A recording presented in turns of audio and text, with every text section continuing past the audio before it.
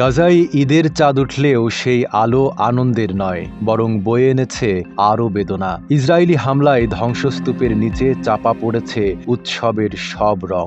1 মাস রোজা রাখার পর যেখানে ঈদের খুশিতে মেতে ওঠার কথা, সেখানে যুদ্ধের বিভীষিকায় ডুবে আছে গাজাবাসী। রোববার যখন বিশ্বজুড়ে মুসলিমরা ঈদের আনন্দ উদযাপন করছে, তখন গাজার আকাশে যুদ্ধ বিমানের গর্জন। আল মাওয়াসি এলাকায় ইসরায়েলি বোমা হামলায় মুহূর্তেই প্রাণ হারিয়েছে 3 নিষ্পাপ শিশু। আল জাজিরার প্রতিবেদনে দেখা যায়, রক্তাক্ত শরীরে পড়ে আছে তারা, গায়ে নতুন ঈদের পোশাক, কিন্তু সেই পোশাক তার জন্য আনন্দের বার্তা বয়ে আনতে পারেনি।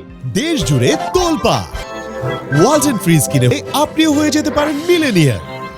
এটাই একমাত্র ঘটনা নয়, পুরো গাজা আজ ধ্বংসস্তূপে পরিণত হয়েছে। গাজার স্বাস্থ্য মন্ত্রণালয়ের তথ্য মতে 18 মার্চ যুদ্ধবিরতি ভেঙে ইসরায়েল তীব্র হামলা শুরু করে, যেখানে নিহত হয়েছেন 920 জনের বেশি ফিলিস্তিনি, যাদের অধিকাংশই নারী ও শিশু।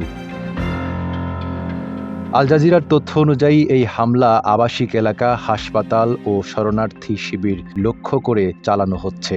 বিধ্বস্ত ভবনের নিচে চাপা পড়ে প্রাণ হারাচ্ছেন অসংখ্য মানুষ। একদিকে ইসরায়েলি আগ্রাসন, অন্যদিকে মানবিক সংকট। গাজার মানুষ আজ বন্দী এক দুঃস্বপ্নের বাস্তবতায়।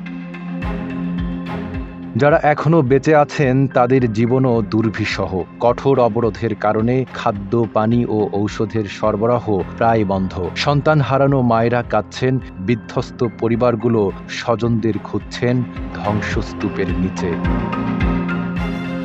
হামাস যুদ্ধবিরতির প্রস্তাব দিলেও ইসরায়েল এখনও হামলা চালিয়ে যাচ্ছে। আন্তর্জাতিক সম্প্রদায়ের আহ্বান উপেক্ষা করে চলছে ধ্বংসযজ্ঞ। গাজাবাসীর জন্য আগামীকাল কি অপেক্ষা করছে তা অজানা। নাইম আরাবী, ঢাকা পোস্ট।